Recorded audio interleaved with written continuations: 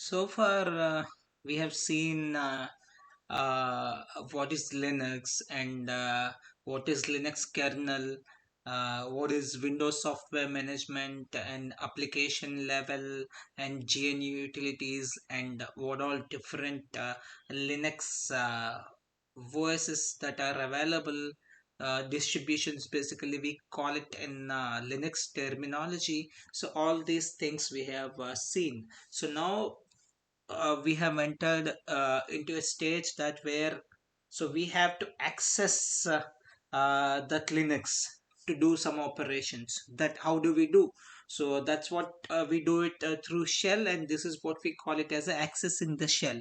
So what all different methods that are available to access the shell? What is the primitive one? What is the initial one? And what are the latest and updated versions of accessing the shell?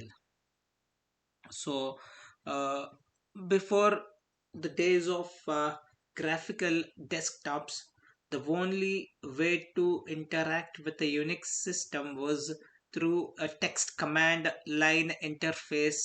This is called CLI, that is command line interface provided by the shell. The CLI allowed the text input only and could display only text and rudimentary graphics output. Because of these restrictions, output devices were not very fancy. Often, you needed only a simple, dumb terminal to interact with the Unix system.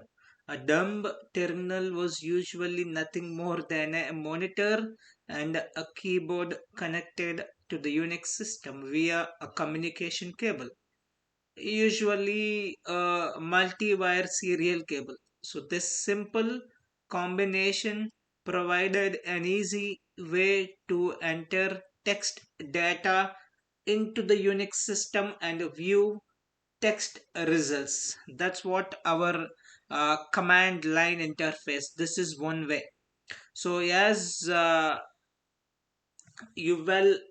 you all know, things are significantly different in today's Linux environment. Just about every Linux distributions use some type of graphical desktop environment. However, to enter shell commands, you still need a text display to access the shell's CLI, that's command line interface. The problem now is getting to one. So sometimes finding a way to get a CLI in a Linux distribution is not an easy task. So that's the reason before I taking you to the ride of the Linux, I would like to know about how you can access this shell in Linux. So one of them is through console terminals. We call it as a console or console terminals.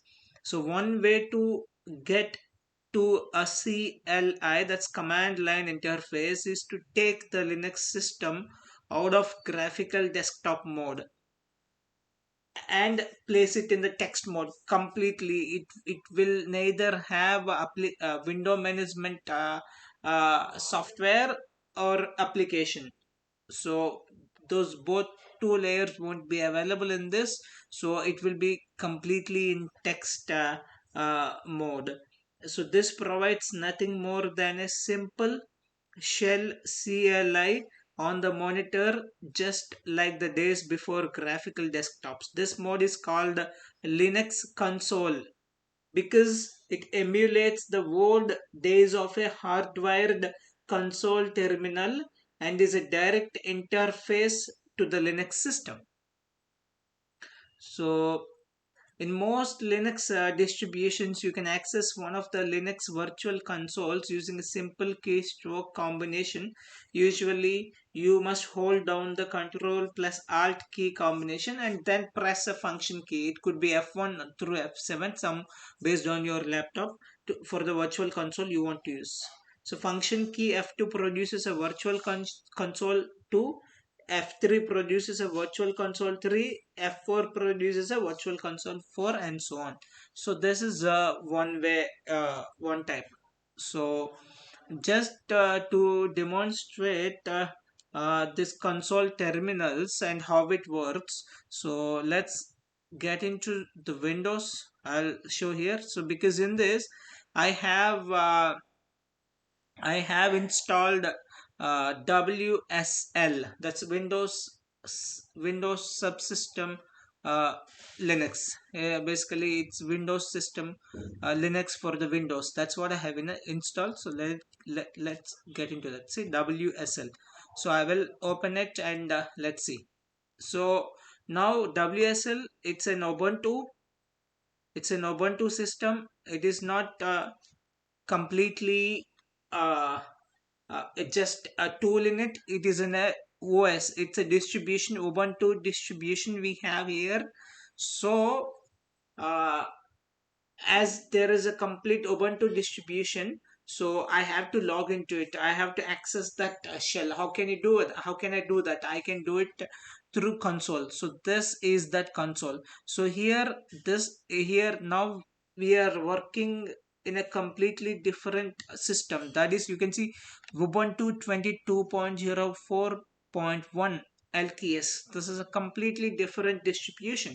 So now what is there in front of is just a console.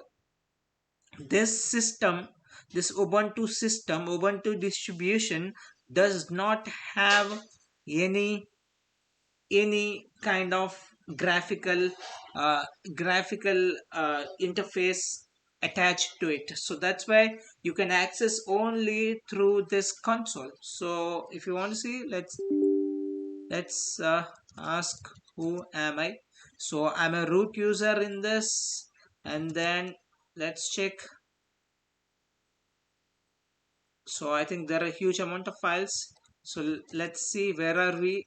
It is in Windows System 32. That's where it's a mount point, and see, okay, that's where we are.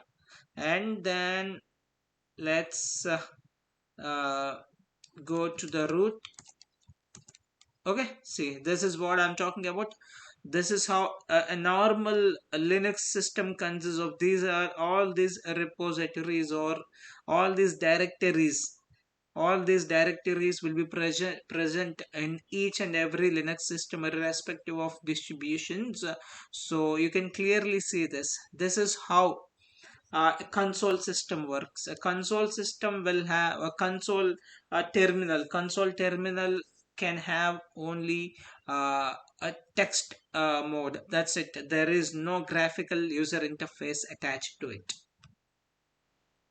So then what we have are graphical terminals. So the alternative to using a virtual console terminal is to use a terminal emulation package from within the Linux graphical desktop environment. A terminal emulation package simulates working on a console terminal but within a desktop graphical window. So this is how a graphical terminal looks. I will demonstrate the graphical terminal also, how it looks. For example, we are in a Windows 10 machine. So mine is in, let's consider as a Windows 10. So now it has a Windows software management as well as application. So that's why it's everything is graphical, you can see. Now if I want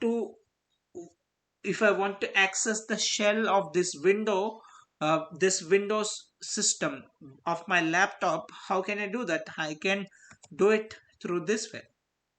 I'll go here and then I'll type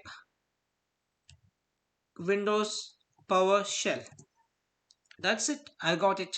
This is what we call it as a graphical terminal. So here you can do a lot of changes.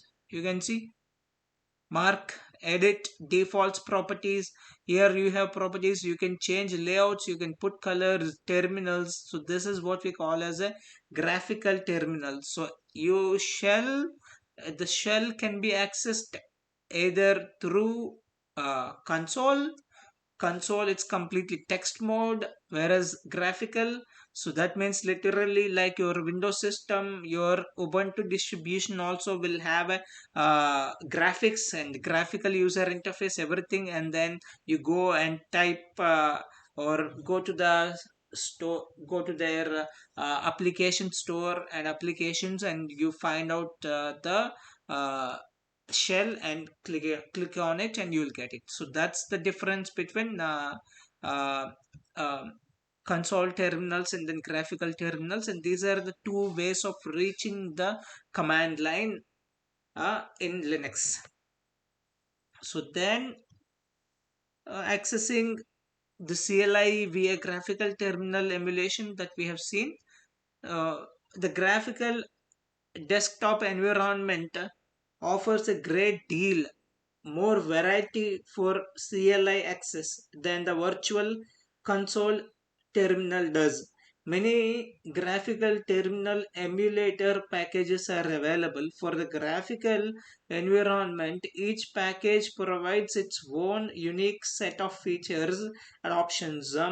Some popular graphical terminal emulator packages are shown below. You can go through that one by one. The most famous one is Genome Terminal, and then Terminator, Console Terminal, UXTerm, eTerm, and RxBT Unicode Xterm, and then finally RxBT Unicode. So basically Xterm is the last one.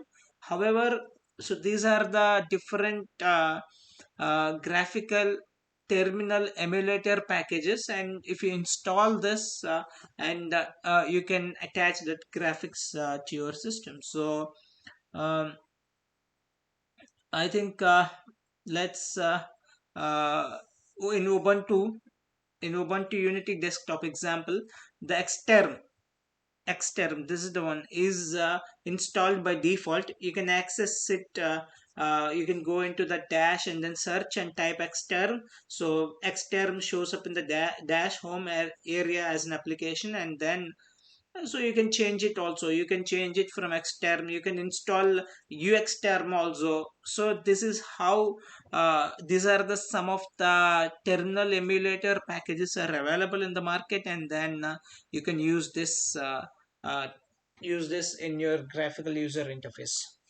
to access the shell.